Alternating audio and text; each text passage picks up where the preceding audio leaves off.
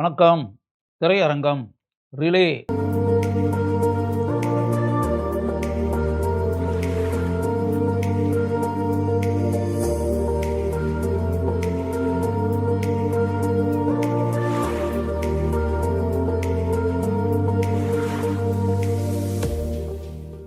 இது ஒரு ஹாலிவுட் திரைப்படம். இந்த திரைப்படத்தினுடைய இயக்குனர் டேவிட் மெக்கன்சி. இந்த திரைப்படம் 1 மணி நேரம் 54 நிமிடங்கள் ஓடக்கூடிய நீளத்தை கொண்டது.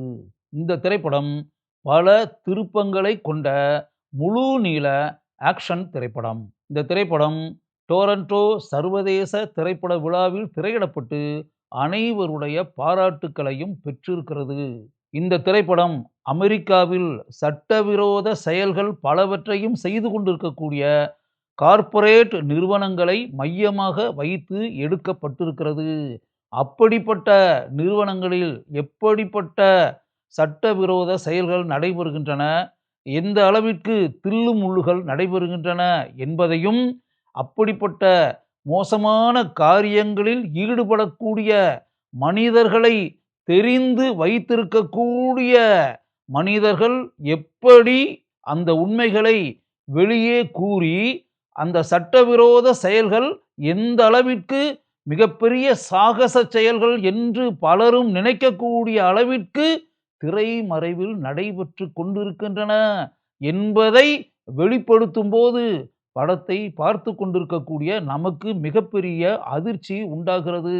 அந்த அளவிற்கு பலரும் வியந்து ஆச்சரியப்படக்கூடிய அளவிற்கு அந்த கார்ப்பரேட் நிறுவனங்களில் இருக்கக்கூடிய மனிதர்கள் சிறிது கூட எதிர்பாராத அதிர்ச்சி தரக்கூடிய எப்படிப்பட்ட மோசமான செயல்களை கொஞ்சம் கூட அச்சமே இன்றி செய்கிறார்கள் என்பதை பார்க்கும்போது நமக்கு ஆத்திரமும் கோபமும் அவர்கள் மீது உண்டாகிறது.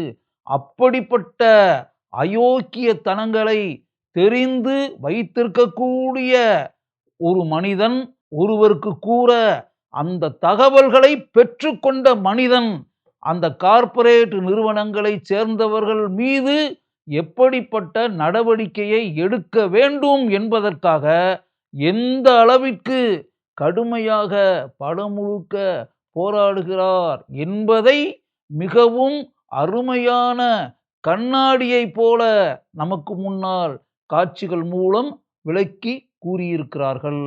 அமெரிக்க கார்ப்பரேட் நிறுவனங்களில் நடக்கக்கூடிய பல தில்லுமுள்ளுகளை மிகவும் கஷ்டப்பட்டு கண்டுபிடிக்கக்கூடிய ஆஷ் என்ற கதாபாத்திரத்தில் அருமையாக நடித்திருப்பவர் ரிஸ் அகமது. படம் முழுக்க வரக்கூடிய சாரா கிராண்ட் என்ற பயோகெமிஸ்ட் கதாபாத்திரத்தில் வரக்கூடிய லில்லி ஜேம்ஸ் பாராட்டக்கூடிய அளவிற்கு அந்த கதாபாத்திரத்தில் மிகவும் சிறப்பாக நடித்திருக்கிறார்.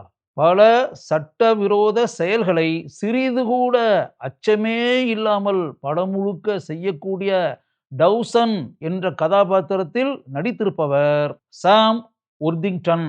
அந்த கதாபாத்திரத்திற்கு இவர் கச்சிதமாக பொருந்தி இருக்கிறார்.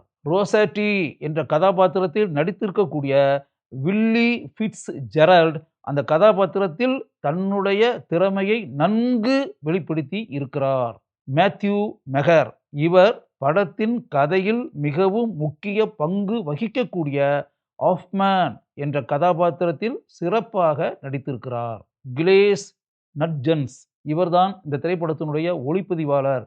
இரவு நேர காட்சிகள் அதிகமாக இருக்கக்கூடிய திரைப்படம் இது.